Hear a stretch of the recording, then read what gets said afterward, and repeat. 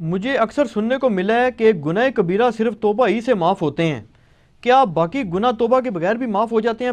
Please گناہ کبیرہ اور گناہ صغیرہ میں فرق واضح فرما دیں۔ بہت کریٹیکل سوال ہے جی، یہ بہت کریٹیکل۔ پہلی بات یہ ہے کہ جو گناہ کبیرہ اور صغیرہ والا ایشو ہے نا، یہ تو جتنا انسان کے اندر ایمان ہے اس کے لیے تو پھر یہ فرق بھی نہیں وہ پوچھے گا کہ صغیرہ کون سا ہے اور کبیرہ کون سا ہے۔ صحیح مسلم میں حدیث ہے کہ گناہ مؤمن کے لیے ایسا ہے جیسے اس کے سر پہ کسی نے پہاڑ رکھ دیا ہو، اور منافق کے لیے، فاسق و فاجر شخص کے لیے ایسے یہ گویا ناک میں مکھی بیٹھی تھی اڑا دی، کوئی بار ہی نہیں اس کا۔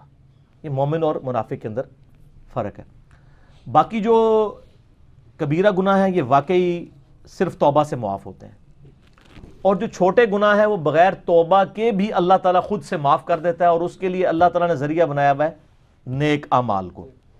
اس حوالے سے اگر آپ سورہ نساء کے اندر ایک آیت مبارکہ ہے، بڑی کریٹیکل ہے، وہ غالباً 31 نمبر ہے۔ اعوذ باللہ من الشیطان الرجیم، بسم اللہ الرحمن الرحیم۔ ان تجتنبوا کبائر ما تنہون عنہ، اگر تم ان بڑے بڑے گناہوں سے بچ جاؤ گے جن سے تمہیں منع کیا گیا ہے، نکفر عنکم سیئاتکم، تو اللہ تعالیٰ چھوٹے گناہ ویسے ہی معاف کر دے گا۔ اللہ اکبر۔ وَنُدْخِلْكُمْ مُدْخَلًا كَرِيمًا، اور تمہیں ہمیشہ کی عزت اور اکرام والی جگہ میں یعنی جنت کے اندر داخل کرے گا۔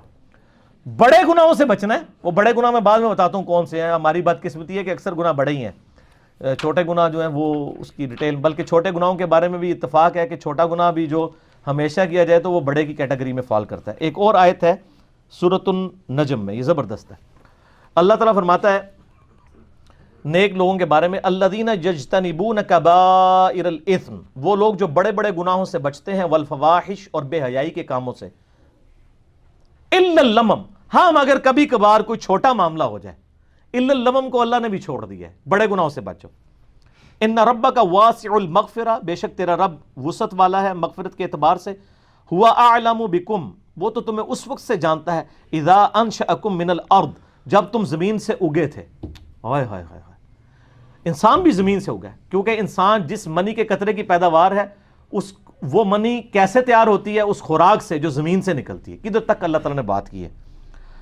وَإِذَا أَنْتُمْ أَجِنَّةٌ فِي بُطُونِ أُمَّهَاتِكُمْ، اور جب تم ایک چھوٹے سے ایمبریو اور جنین کی شکل میں ماں کے پیٹ میں ہوتے ہو، وہ تو اس وقت سے تمہیں جانتا ہے۔ فَلَا تُزَكُّوا أَنفُسَكُمْ، تو مت کہا کرو میں بڑا پرہیزگار ہوں، هُوَ أَعْلَمُ بِمَنِ اتَّقَىٰ، اسے خوب معلوم ہے کہ کون کتنا پرہیزگار ہے۔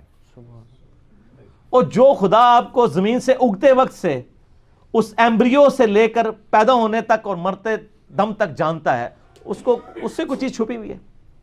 تو اس میں بھی آیا کہ لبم، جو چھوٹی موٹی چیزیں وہ اللہ تعالیٰ معاف کر دے گا، لیکن بڑے بڑے گناہوں سے بچنا ہوگا۔ اور ایک اور میں کریٹیکل آیت بتا دوں، یہ تو کہتے ہیں نا جناب وہ توبہ بس کر لیجیے، خالی کھلی توبہ نہیں ہونی چاہیے، اللہ تعالیٰ خالی کھلی توبہ کو نہیں مانتا۔ یہ سورہ نساء کے اندر ہی مسئلہ نمبر میرا 18 ہے، اور وہ بائی چانس آیت نمبر بھی 18 ہے، گناہ کبیرہ اور توبہ کا بیان۔ اللہ تعالیٰ فرماتا ہے انما التوبۃ علی اللہ، اللہ کے ذمہ ہے ایسے لوگوں کی توبہ کو قبول کرنا، للذین یعملون السوء بجہالۃ، جو کوئی نادانی میں گناہ کر بیٹھے، ثم یتوبون من قریب، اور پھر فوراً ہی توبہ کر لے، اس کو تو میں معاف کر دوں گا۔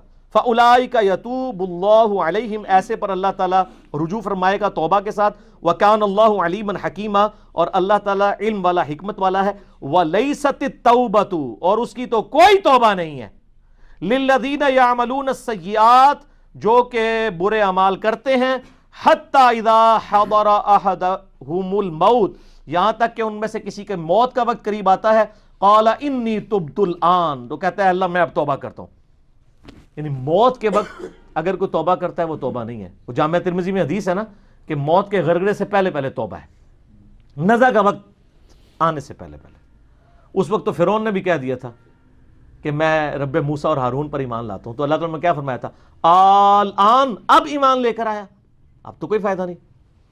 وَلَلَّذِينَ يَمُوتُونَ وَهُمْ كُفَّارٌ، نہ ان لوگوں کی توبہ قبول ہوگی جو کفر کی حالت میں دنیا سے چلے گئے۔ اولئک اعتدنا لهم عذابا علیما، ایسے لوگوں کے لیے اللہ تعالیٰ نے دردناک عذاب تیار کر رکھا ہے۔ اب رہ گیا یہ گناہ آٹومیٹکلی کیسے نیکیوں سے معاف ہوتے ہیں، اس کا ذکر بھی اللہ تعالیٰ نے سورہ ہود کے اندر کیا ہے۔ سورہ ہود کے اندر 100 14 نمبر غالباً آیت ہے، ہاں یہ اعوذ باللہ من الشیطان الرجیم وَأَقِمِ الصَّلَاةَ طَرَفَيِ النَّهَارِ، نماز کو قائم رکھو دن کے دونوں سروں پہ، یعنی ادھر سے آپ فجر کہہ لیں اور ادھر سے مغرب اور عشاء، وَزُلْفًا مِّنَ اللَّيْلِ، اور رات میں بھی، ان الحسنات، بے شک جو نیکیاں ہیں، یذہبن السیئات، وہ مٹا دیتی ہیں برائیوں کو۔ کون سی چیز مٹا دیتی ہے؟ نیکیاں، اور نیکی کون سی ذکر ہوئی؟ نماز۔ ذالک ذکری للذاکرین، یہ نصیحت ہے ان لوگوں کے لیے جو نصیحت قبول کرنے والے ہیں۔ اس آیت کے کانٹیکسٹ میں ایک بڑی زبردست حدیث ہے جو بخاری اور مسلم دونوں میں ہے، اس سے ویسے بعض لوگوں نے غلط رزلٹ بھی نکالے ہیں اور اس کی بنیاد کے اوپر وہ ڈیٹس بھی مارتے ہیں کالج اور یونیورسٹیز کے اسٹوڈنٹس۔ میرا مسئلہ نمبر 106 بہت پہلے ریکارڈ ہے، آج میں اس ڈیٹیل میں نہیں جاؤں گا۔ میرا یوٹیوب پہ ایک کلپ ہے ویلنٹائن ڈے کے اوپر، اس میں میں نے 17 حدیث بخاری اور مسلم سے بد نگاہی اور اس سے ریلیٹڈ بیان کی تھی، میں آج سکپ کرتا ہوں۔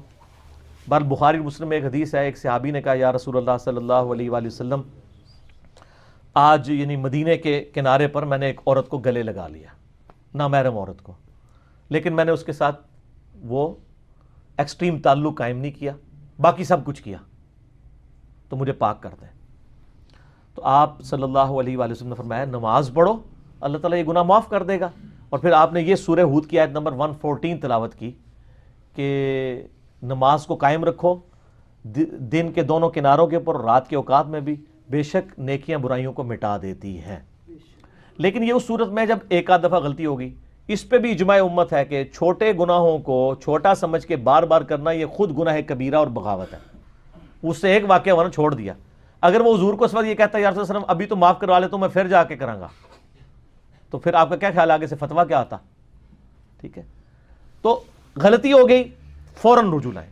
بخاری مسلم دونوں میں حدیث موجود ہے، آپ صلی اللہ علیہ وآلہ وسلم نے فرمایا بتاؤ اگر کسی کے گھر کے آگے سے نہر بہتی ہو، اس میں 5 دفعہ غسل کرے، اس کے جسم سے کوئی میل اس میں باقی رہ جائے گا؟ صحابہ نے کہا نہیں، تو فرمایا 5 نمازوں کی مثال ایسی ہی ہے۔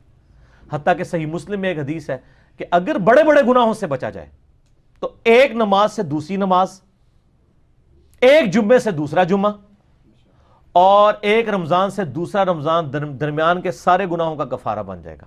آپ کو اگر میں رمضان میں نماز پڑھوں اور اگلے رمضان میں نہ، اس میں پہلے الفاظ ہیں کہ انجینئرنگ پہلے ہوئی ہے، اگر بڑے گناہوں سے بچا جائے تو نماز چھوڑنے سے بڑا گناہ کون سا ہے؟ صحیح مسلم میں 246 نمبر حدیث ہے انٹرنیشنل نمبر کے مطابق کتاب الایمان چیپٹر میں کہ بندے کے کفر اور اسلام کے درمیان فرق نماز ہے، وہ تو بہت بڑی عملاً کفر کی طرف لے جانے والی چیز ہے۔ ٹھیک ہے، سب سے بڑا گناہ نماز کو چھوڑنا ہے، تو ایک نماز سے دوسری نماز درمیان کے گناہوں کا کفارہ بن جاتا ہے۔ ایون وہ تو بخاری مسلم میں آتا ہے جب وضو کرتے ہیں تو اس سے بھی گناہ دھل جاتے ہیں۔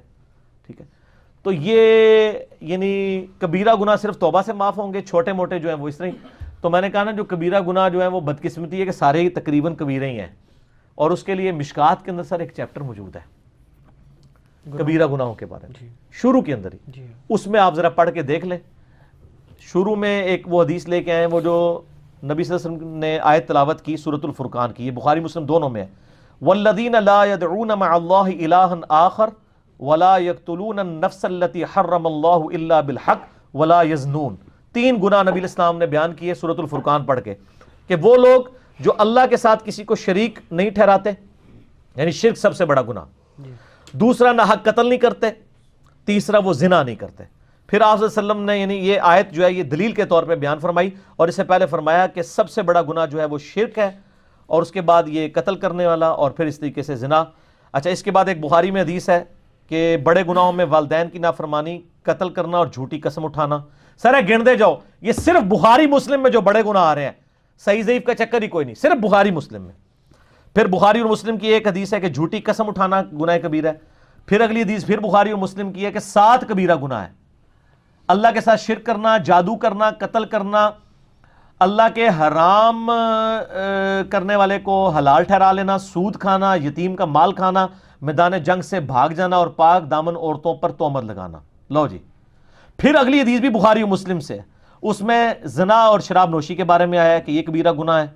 سر یہ تو بخاری مسلم کی جو حدیثیں ہیں نا، اس میں یہ چغلی، غیبت، ٹھیک ہے جی، وعدہ خلافی، بہتان، آلموسٹ یہ سارے کبیرہ گناہ ہیں۔ تو لہٰذا کبیرہ صغیرہ میں نا آپ مسلم کی وہ حدیث یاد رکھیں کہ مومن کے لیے چھوٹا سا گناہ بھی ایسا ہے جیسے اس کے سر پہ کسی نے پہاڑ رکھ دیا، اور منافق کے لیے بڑے سے بڑا گناہ بھی ایسا ہے جیسے ایک مکھی تھی تو اڑا دی. یہ کیلکولیشن، یہ میتھمیٹکس تو ہے نہیں ہے. اللہ تعالیٰ تو ایک چھوٹی سی بات پہ بھی پکڑ لیتا ہے، ٹھیک ہے، لیکن یہ نہیں کوئی بتاتا. ہاں یہ ضرور بتاتے ہیں سر وہ بخاری مسلم میں حدیث ہے، وہ ایک بڑی فاحشہ عورت تھی، اس نے ایک دفعہ اپنے موزے میں کتے کو پانی پلا دیا.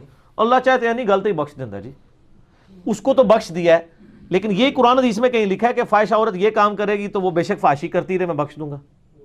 وہ تو ایک واقعہ ہے. تو سر ایک اور واقعہ جو بخاری مسلم دونوں میں ہے کہ ایک بڑی نیکوکار عورت تھی، ٹھیک ہے، اور اس نے صرف ایک بلی کو قید کر دیا اور وہ بھوکی پیاسی مر گئی، اور اس کی وجہ سے وہ دوزخ میں چلی گئی.